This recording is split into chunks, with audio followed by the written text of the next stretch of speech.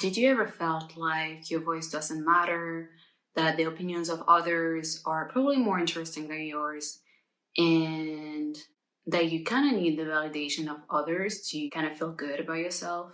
I personally think that the opinion that should matter the most about yourself is your own. However, it's quite difficult in a society where we are kind of taught that our worth depends on all of the external, maybe people, material things, everything but our own opinion. Today, I thought it was important to talk a little bit more about that, about self-worth, and how crucial it is to value ourselves more, to get rid of the self-hatred, and to realize that our worth is actually inherent to just being on this earth. So let's go. Welcome to Conscious Matters. I'm Melissa. On this channel, I talk about conscious living through empowerment and holistic wellness, especially mental health. Valuing ourselves more, what does that even mean? As I was saying before, we're at a time where all went through that phase at some point in our life of seeing our worth through the lens of other people and also through external material elements. So it could be a job, a career, a spouse, physical appearance, etc. And the moment that we don't have that anymore, the moment that our job is not validating us or our spouse or our beauty or whatever it may be, when we don't have that external validation anymore, we tend to feel worthless, to feel like a burden to society, feeling like you cannot even trust yourself, like I should have done this or done that, feeling like I'm a nobody or I want to do that, but now it's too late, I'm too old, or for whatever reason, and putting ourselves down. And that's how self-doubt and negative feelings towards self start to creep in, and that's how you end up with low self-esteem. And I'm not even going to blame social media or the internet, even though they have a huge part in it. Once again, if you want to go and check out the comparison plague video, that will help understanding self-worth and what I'm saying here today as well. We tend to compare ourselves all the time, and doing that, we often forget how capable we are. Like, we don't really see all of our qualities when we oftentimes compare ourselves to people who are much further down in their own journey. So just like a beginner comparing themselves to a pro, this is not realistic. This is not realistic at all. Poor self-esteem can come from so many different sources, are a result of different reasons. It could be, as I said, comparison. It could be about identifying two external elements, which includes material things and people.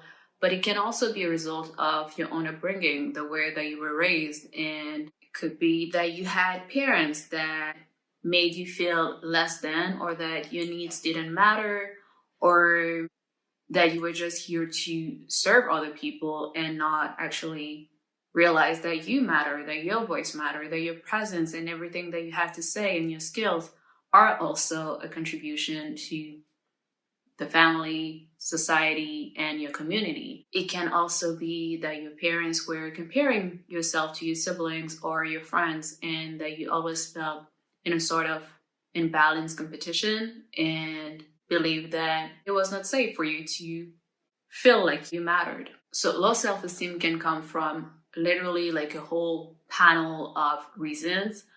However, I do believe that it ends up being the same result for everyone. Kind of feeling like you need permission or validation to live, pretty much. To do what you want to do, to speak up, to get heard, to assert yourself, so on and so forth. Literally feeling like the only way to be worthy is through the approval of others. No matter if we're losing ourselves and our essence in the process. Even if we realize it or not, because sometimes we feel like, yeah, it's fine, I'm confident, like, we normal. Okay, so I said that I would not get into social media, but just like as a quick example, social media is a great example of, I'm not saying everyone, of course, but some people go on social media because of their low self-esteem and they want the approval of others, and literally changing themselves through filters, doing things that are completely out of their normal character to gain attention, and being in desperate need of getting likes and views and things like that. Not for the intention to share what they're good at, but just like to be praised in a way. And when we think about it, it's super sad. It's super sad because having your worth based on conditions that are completely out of your control, and from the perspective of others too, them not knowing necessarily all of your being, all of your story, all of your experiences, all of your aspirations, and how come you as you are now. And you base your own view of yourself on all of that when it's completely biased, when it's just like people projecting on you anyway. So it could never be a strong foundation for you to strive with. And always looking for approval, always looking for the opinions of others, always asking, what should I do? What do you think? Or things like that. Because you're not trusting your own gut feeling, you're not trusting your own intuition, you're not trusting yourself in making the right choices for you. I remember when my self-esteem was not at its strongest, I used to come up with ideas and I would always end up my sentences with, don't you think so? And it's not like I was consciously doing it. It was kind of automatic. I remember the person that I was talking with kind of made fun of me, ending her sentences with, don't you think so? And then I realized, like, oh my God, what am I doing? Then I was like more self-conscious and I tried to do it less. But that's what I meant when you think sometimes like you're normal and your self-esteem is at a medium or at least not an issue. But we oftentimes do things subconsciously, and without having this awareness, we don't really realize it and we keep on doing it. So that's why inner work is super important, to gain more awareness and to see where to improve. I also remember that even in class, at some point, because at first I was not like that younger, but then, I think I did come across as assertive. I did come across as I could speak up, but weirdly, the more I advanced in my studies, the more I always felt like I couldn't raise my hand because other students' answers would be better than mine.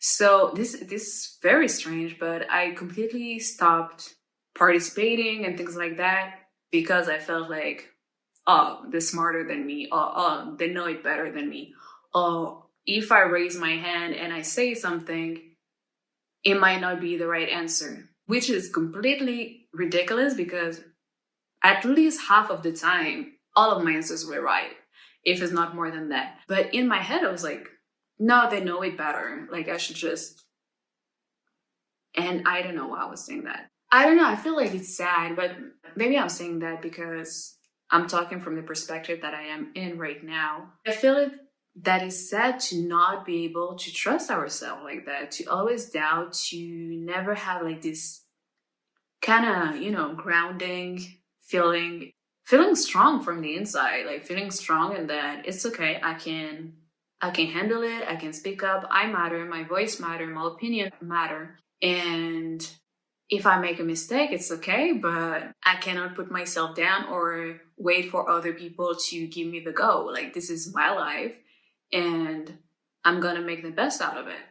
And one of the worst thing with a low self-esteem is self-hatred. It might be a harsh word to use, but if we think about it, it's literally self-hatred, because a low self-esteem means that you let people walk over you, you let people humiliate you, you let people decide for you, even if you don't agree deep down, but you will bend over for other people's opinions, people who have self-esteem. You let other people impose their views on you. And when we hear something, the same thing, a certain amount of times, you start believing it, you start internalizing it, and you start taking it as your truth, even when it's not. And you end up seeing yourself through a distorted view of who you are, thinking that my voice doesn't matter, my opinion doesn't matter, my voice is useless, and what I say doesn't matter or doesn't have an impact. My presence is a burden to others. I'm gonna make myself small, I'm gonna be quiet, I'm gonna take whatever comes my way, but I'm not gonna make a fuss about it. And little by little, you not only start erasing yourself, but you also start hating yourself, or at least not loving yourself, like truly loving yourself. And you start getting lost into the depth of unworthiness and everything that entails. But it's like we forgot that our worth is inherent to just being alive, just being here as a human being on this planet. We are worthy. That's it.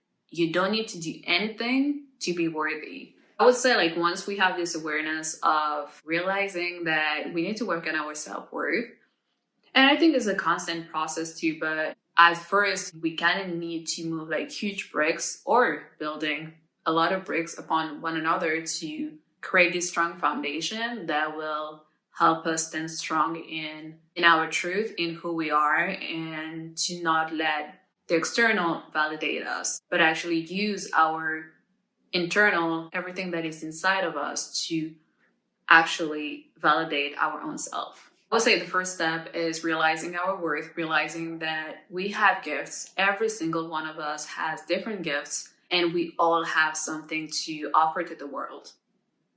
That's it. We just have to maybe take a little bit of time to dig in and learn more and practice and polish our craft, but we all have something to offer. Maybe big, or maybe small, or in the middle. And then the second step will be loving yourself. As usual, self-love is crucial, at the root of so many magical things in life. When I'm talking about self-love, there is this hype around self-love now, which is amazing, which is great, but we have to, first of all, be honest with ourselves. We can love ourselves, but like still see our flaws and not have an inflated sense of self. But as I said, being honest and also humble about who we are. That doesn't mean that we're not gonna love ourselves unconditionally. We can love ourselves unconditionally while still being honest with our qualities, our flaws, and our shortcomings, and also what we're really good at. And really having like this wholesome view of us and loving the good and the bad, but without trying to feed the ego, but coming from a place of honesty and humility. Kind of feeling like I have so much within me that I feel blessed, first of all, and I feel like I can nourish that, I can nurture that, I can take care of that, so I can serve my community, I can serve humanity the best way possible. But not like, I love myself, I'm better than everyone, I'm superior. No, this is not, to me, that is not self-love. That is being egoistical. But that's another tension. So let's go back to how we can cultivate more self-worth.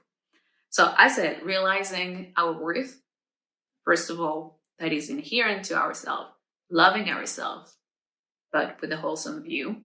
And then I would say honoring ourselves and our desires, which pretty much means living up to our potential. What are you doing with everything that you've been given? Everything that you are, everything that you're capable of. What are you doing with that? Are you sitting down and waiting and living your life as a way to kill time, or as a way to truly live and share? And just like self-love, living up to your potential and really pushing yourself and doing everything that you want and can and aspire to, also I think, to my mind, I think that balance between confidence and humility is so important. So we don't become too full of ourselves and completely missing the point of self-worth, self-care, self-love, self-realization. But it's the same if you fall at the other end of the spectrum. Like, too much humility can kind of make you feel like worthless, very small, like, no, please don't congratulate me, like, no, I'm just like, I'm no one, I'm nothing, I'm just so small. No, like, you need to also embrace and be grateful for everything that you have, make the best use of it, recognize it, saying thank you for them. And a way to say thank you, a way to be grateful, is to utilize them the best way possible. Be humble, but still have a backbone. Confidence and humility can coexist beautifully within us to fully embody self-worth. Outside criticism, outside opinions are just opinions of others. Everybody's entitled to their own opinion. And that's what makes the world also interesting. Sometimes a little bit cray-cray, but still interesting. But they don't define you. They absolutely don't define you. They don't define us. But sometimes they're constructive. And that's awesome. That's why we shouldn't, once again, the balance. We shouldn't brush everything off. But when they're constructive, if we have enough self-awareness, we can put them into action and they will participate in our own growth. And that's great. You kind of feel like you were given a favor. But on the other hand, they can also be simply projections of people's insecurities, people's traumas, people's experiences, good or bad, like just putting that on you. People just wanting to be nasty with you for no reason because they were bored or whatever. In that case, you just let it roll off you, roll off your shoulders because it's just one opinion of someone. I know it can hurt a little bit more when it's someone close to us, but it's not because people are close to us that they're right about everything they say about us. Like, they're still humans with their own experiences and their own story. And sometimes they can get triggered just because you said something, or they were on low energy that day and they had little patience. It could be so many different things. What I'm trying to say is, like, when the opinion is just a projection, don't feel insulted. Don't take it personally. Don't feel humiliated. Because like Gandhi said, you cannot hurt me without my permission. So keep that in mind. People cannot hurt you if you don't give them permission. So build on that self-worth. Build on strengthening your backbone and having like this groundedness, this like being really rooted into the earth, so you can stand tall and live your life in a way that pleases you, in a way that is in tune with you, in a way that is aligned with your truth, because you are worthy of it. Plain and simple. Find value in yourself. See your worth. Don't let external elements define you or make you feel unworthy, useless, or simply make you self-hate. Like, don't let external elements change the way you see yourself. You are loved. You are worthy. You are enough. Keep on learning. Keep on enriching yourself with knowledge. Keep on doing your inner work, doing your self-work. Keep on sharing your gifts around you to make the world richer, to make the world more interesting, to make the world a better place as much as you can. And it might even end up with you changing at least one person's life or one person's perspective that will change their life. No human is worthless. No human is worthless. However, don't let your self-love or your self-worth turn you arrogant. Serve your community the best way you can. I'm 100% sure that there are so many other things to say about self-worth, things that I did not even mention here, but this video was more for chit chat. I was thinking about that and I felt like I'm going on camera and talking about it with you guys. So I hope this video was helpful. I would love to read in the comment section below like your own journey of self-worth and how you managed to overcome a few obstacles, because once again, any journey is not a smooth ride. It's just like the ups and downs, the ebbs and flows. And I'm sure you sharing your own story of self-worth in the comment section below will help someone, or at least change someone's perspective with something that they're facing right now. And don't forget to like, comment, subscribe, and share this video around you to help this channel keep on spreading the word about conscious living through holistic wellness. And as usual, stay true, keep on showing up for yourself, and let your soul lead the way. Talk to you soon.